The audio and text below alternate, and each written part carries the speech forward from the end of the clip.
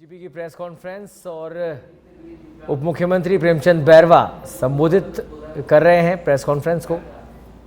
हमारे यशस्वी मुख्यमंत्री जी का प्रयास है कि विकसित राजस्थान बनाने के लिए अच्छे प्रयास किए जा रहे हैं और उनको देखते हुए कई निर्णय आज लिए गए हैं। उसमें उच्च शिक्षा में हमने 3 नामांकन जो किए गए हैं उनमें है राज्य सरकार द्वारा दानदाता के सम्मान व अन्य दानदाताओं को प्रोत्साहन के उद्देश्य से उपरोक्त राजकीय महाविद्यालय साहवा चूरू का नामांकन किया गया है। श्रीमती सोनी देवी चाचान राजकीय महाविद्यालय साहवा की स्वीकृति कैबिनेट द्वारा दी गई है। दूसरी, शांति देवी उदयराज गांधी राजकीय महाविद्यालय दोरी समन्ना की स्वीकृति कैबिनेट द्वारा दी गई है।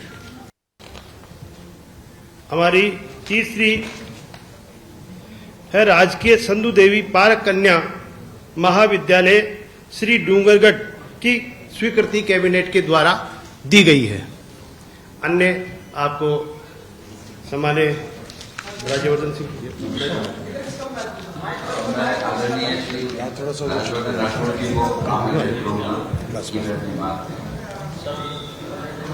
आज युवाओं के इंडस्ट्रीज के लिए, साधारण नागरिकों के लिए बहुत बड़े निर्णय लिए गए हैं। कैबिनेट ने आज ये निर्णय लिया है कि राजस्थान पूरी तरह से बिजली उत्पादन के लिए आत्मनिर्भर बन जाए और उसके लिए तकरीबन 2.25 लाख करोड़ के इन्वेस्टमेंट एमओयू हो चुके हैं और अभी जो निर्णय लिया गया आज कैबिनेट में उससे तकरीबन 2 लाख करोड़ के इन्वेस्टमेंट और आएंगे। इसमें सौर ऊर्जा के लिए नई टेक्निक का इस्तेमाल हो, जहां पर मेगावाट 3 एकड़ नहीं बल्कि मात्र 2.5 एकड़ के अंदर पर मेगावाट का उत्पादन होगा और जो जमीन दी जाएगी वो डीएलसी रेट पे 7.5% पे दी जाएगी, जो पहले 5% पे दी जाती थी। इससे रेवेन्यू जनरेशन भी होगा और साथ साथ हर एमओयू जो होगा उसके अंदर ये तय होगा कि जो भी बिजली उत्पादन कर रहे हैं यहां पर वो राजस्थान को प्राथमिकता से बिजली देंगे। दूसरा बड़ा निर्णय एयरपोर्ट की एविएशन पॉलिसी के अंदर लिया गया है, नागरिक उड्डयन पॉलिसी में लिया गया है, जिसमें राजस्थान के कई ऐसे एयरपोर्ट तो नहीं कहूंगा, जो हवाई पट्टियां हैं जो इस्तेमाल नहीं हो रही, उन सभी हवाई पट्टियों को सर्विसेबल बनाया जाएगा। वहां पर एयरपोर्ट तैयार कराए जाएंगे। एयरपोर्ट्स का एक्सपेंशन होगा। कुछ जगह जहां एयरपोर्ट नहीं है वहां ग्रीनफील्ड एयरपोर्ट बनाया जाएगा, यानी बिल्कुल शुरुआती तौर से वहां एक एयरपोर्ट बनाया जाएगा। वो जगह है कोटा, जहां पर तकरीबन अगस्त में एमओयू हो जाएगा और पूरा ग्रीनफील्ड एयरपोर्ट वहां पे तैयार होगा। कई जगह ऐसी हैं जहां पर एक्सपेंशन होगा एयरपोर्ट्स का। युवाओं के लिए खास तौर से अच्छी खबर है कि हम फ्लाइंग स्कूल्स राजस्थान के अंदर खोल रहे हैं। 3 एविएशन के फ्लाइंग स्कूल्स होंगे, किशनगढ़ के अंदर, भीलवाड़ा के अंदर और कोशिश है कि झालावाड़ के अंदर। उसी के साथ राजस्थान के अंदर, वापस से मैं कहता हूं, किशनगढ़, भीलवाड़ा और झालावाड़, यहां फ्लाइंग स्कूल्स, एविएशन के फ्लाइंग स्कूल्स यहां पर खोले जाएंगे। उससे एम्प्लॉयमेंट जनरेशन होगा। जो एयरपोर्ट्स नए बन रहे हैं उससे एम्प्लॉयमेंट जनरेशन होगा। जो लोकल ट्रैवल है राजस्थान के अंदर वो आसान होगी। जो पुरानी हवाई पट्टियां थी जो इस्तेमाल नहीं हो रही थी, अब पूरी तरह से उसको सर्विसेबल बना दिया जाएगा। मैं आग्रह करता हूं हमारे जोगराम जी आपको कुछ पॉइंट बताएंगे। बोलो। बस आपके लिए सबसे अच्छी खबर चलेगा। मित्रों, सबसे पहले तो आपका अभिनंदन और स्वागत। एक विषय काफी दिनों से जब जब यहाँ बैठते आप लोग प्रश्न करते, गांधी वाटिका का क्या होगा। आप सबकी जानकारी के अनुसार और आप सबके नॉलेज के अनुसार हमारे गांधी जी का जो दर्शन है, गांधी जी के जो सिद्धांत है, गांधी जी की जो उपदेश है, गांधी जी के जो हमारे कृत्य रहे हैं और गांधी जी ने इस देश के लिए राम राज्य की जो कल्पना की उसको इसी तरह निरंतर जारी रखा जाएगा। उसमें किसी तरह की कोई कमी पेशी नहीं की जाएगी। गांधी संग्रहालय के नाम से, गांधी वाटिका के नाम से जो संग्रहालय स्थापित हुआ है वो संग्रहालय इसी तरह से अपना काम करता रहेगा। उसमें जो भी गांधी जी के सिद्धांत है, गांधी जी के दर्शन है, गांधी जी ने अपने जीवन काल में जो हमको उपदेश दिए, या गांधी जी का खुद का चरित्र इतना बढ़िया था कि जिसको हमको अपनाना चाहिए, राम राज्य की स्थापना से संबंधित लेकर या जो भी रहे। परंतु उसके संबंध में जो गांधी वाटिका न्यास जयपुर अधिनियम 2023 बनाया गया था, हो सकता है उसमें पीछे कुछ उद्देश्य रहे हों। उसमें सबसे डिफेक्टिव प्रोविजन बन गए थे, और डिफेक्टिव प्रोविजन ये बन गए थे कि एक तो उपाध्यक्ष को इतने असीमित पावर दे दिए गए थे और उसके हटाने के कोई प्रोविजन ही नहीं थे। तो ये पाया गया कि अध्यक्ष के रहते हुए उपाध्यक्ष को इतने असीमित पावर देना, या न्यास की जो संपत्ति है उस संपत्ति को मॉर्गेज करना, सेल करना या और किसी तरह से ट्रांसफर करना, ये ठीक नहीं है। इसलिए अनेक पहलुओं पर विचार करने के उपरांत ये पाया कि हमारा जो ये संग्रहालय है या जो गांधी वाटिका है इसे चलती रहे, जिस उद्देश्य से बनाया उसकी पूर्ति निरंतर होती रहे। लेकिन ये ट्रस्ट के नाम से जो अधिनियम बनाया इसमें जो डिफेक्ट रह गया है ये ठीक नहीं है। इसे भविष्य की आवश्यकता के अनुसार, ट्रस्ट के और उद्देश्य के अनुसार और इसमें बढ़ोतरी के लेकर के, और जिस भावना से ट्रस्ट को बनाया उस भावना को और आगे बढ़ा दें। मात्र इस अधिनियम को आज रिपील किया गया है, जिसकी सहमति दी गई है कि इस अधिनियम को समाप्त किया जाता है। सरकार इस वाटिका को इसी तरह चलाती रहेगी, जिस उद्देश्य से बनाया गया वो निरंतर जारी रहेगा। और इसीलिए आज ये गांधी वाटिका न्यास अधिनियम 2023 जो 22 अगस्त 2023 से प्रभाव में आया था, उसे समाप्त करने का मंजूरी आज की कैबिनेट में ली गई है। और भविष्य में आवश्यकता अनुसार कानून बनाने की जरूरत पड़ी तो कानून बनाएंगे, और सरकार इसको बराबर इसी तरह से मैनेज करती रहेगी। संपत्ति सरकार की है, सरकार की रहेगी।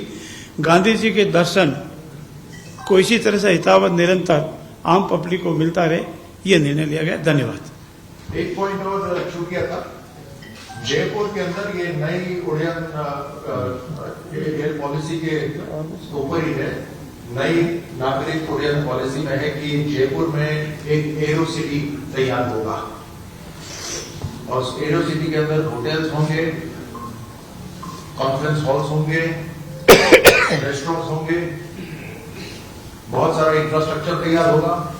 उससे रोजगार बड़े पैमाने पर यहाँ पर शुरू होगा। उसके साथ साथ राजस्थान के अंदर कुछ हवाई अड्डे ऐसे होंगे जहां पर कार्गो सर्विसेज शुरू करी जाएगी। उससे बिजनेस को बढ़ावा मिलेगा और उसके साथ साथ रोजगार भी यहाँ पर उत्पन्न होगा, रेवेन्यू जनरेशन भी राजस्थान के लिए होगा। जयपुर एरो सिटी एयरपोर्ट के बिल्कुल साथ में होगा। एयरपोर्ट बनेंगे, ये गवर्नमेंट के साथ पीपीपी मोड पे बनेंगे या गवर्नमेंट इनके ऊपर पूरा पैसा लगाएगी, क्या रहेगा? इसके अंदर एविएशन अथॉरिटी ऑफ इंडिया के साथ, एयरपोर्ट्स अथॉरिटी ऑफ इंडिया के साथ मिलकर इसको काम करेंगे, जिसके अंदर राजस्थान सरकार अपनी तरफ से पूंजी निवेश करेगी। एविएशन स्कूल्स कुछ विशेषज्ञ इंस्टीट्यूशंस होते हैं जो एविएशन स्कूल चलाते हैं, उन्हें आमंत्रित करा जाएगा और सरकार की नीति के हिसाब से उनको वो एविएशन स्कूल चलाने की जिम्मेदारी दी जाएगी। फीस के ऊपर सरकार का कंट्रोल रहेगा, फीस बहुत होती है एविएशन स्कूल में, पूरा फीस लग जाता है। एविएशन स्कूल की डिटेल्स जो है वो बाद में आप सबके साथ हम शेयर कर पाएंगे, लेकिन इतना जरूर है कि राजस्थान में एविएशन स्कूल नहीं थे लेकिन अब हम एविएशन स्कूल खोलेंगे। कोटा में जो एयरपोर्ट बनेगा, जो पहले चीनी हुई थी जगह बूंदी के पास में, वही होगी या जो झालावाड़ पे वसुंधरा सरकार के टाइम झालावाड़ रोड पे थी वो?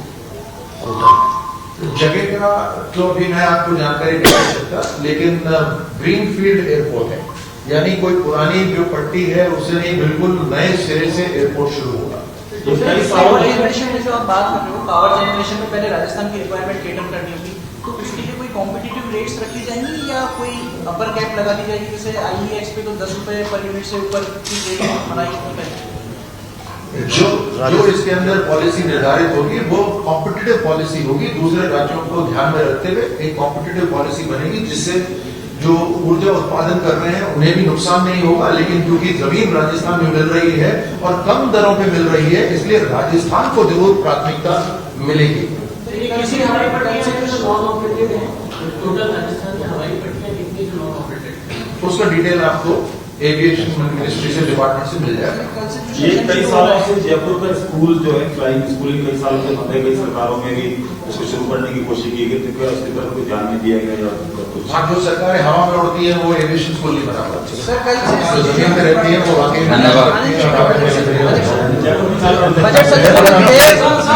बजट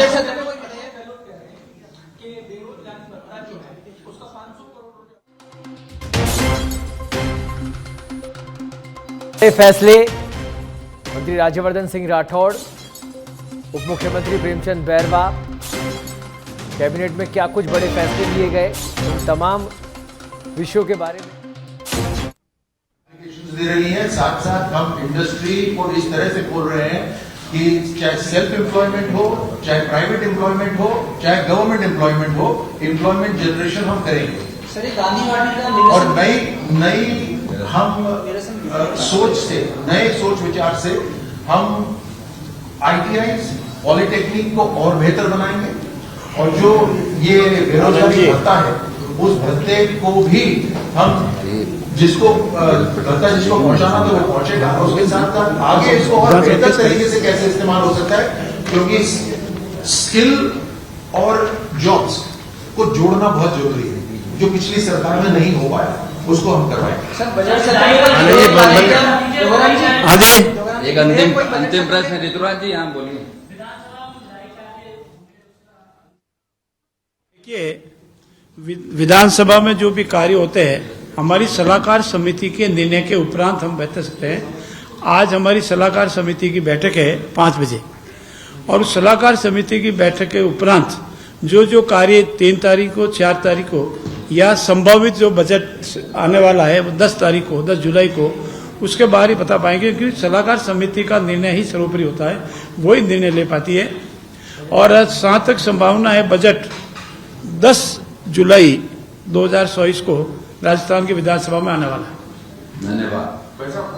गांधी वाटिका कब से शुरू करेंगे? गहलोत साहब और अवैधला की मुलाकात हुई थी, तो गहलोत साहब ने एक प्रस्ताव रखा था, कब से? गांधी वाटिका अपने कार्य को निरंतर रखेगी, उसके भवन निर्माण का कार्य करीब करीब पूर्ण हो चुका है, उसमें कोई नहीं। ये सिर्फ बिल जो है, जो न्यास ट्रस्ट का गठन के संबंध में जो एक्ट था, उस एक्ट को रिपील किया गया है। उसके स्थान पर सरकार मैनेजमेंट करे, नया बिल लावे, ये सब भविष्य के प्रश्न है, लेकिन बढ़िया मैनेजमेंट करेंगे, अच्छा मैनेजमेंट करेंगे, और ये बिल से भी अच्छा करके इसको संदेश देंगे जनता में, इसी उद्देश्य से बढ़ाए, उसको आगे बढ़ाएंगे, करेंगे। अभी तो कंस्ट्रक्शन कंप्लीट हुआ है, अब इसको शुरू करेंगे, जो भी इसका निर्णय।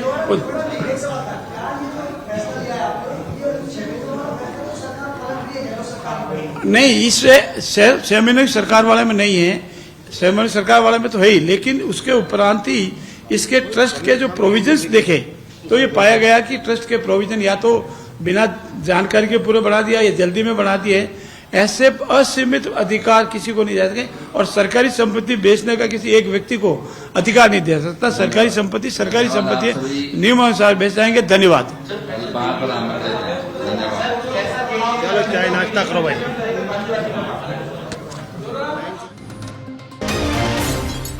तीन फ्लाइंग स्कूल खोले जाएंगे।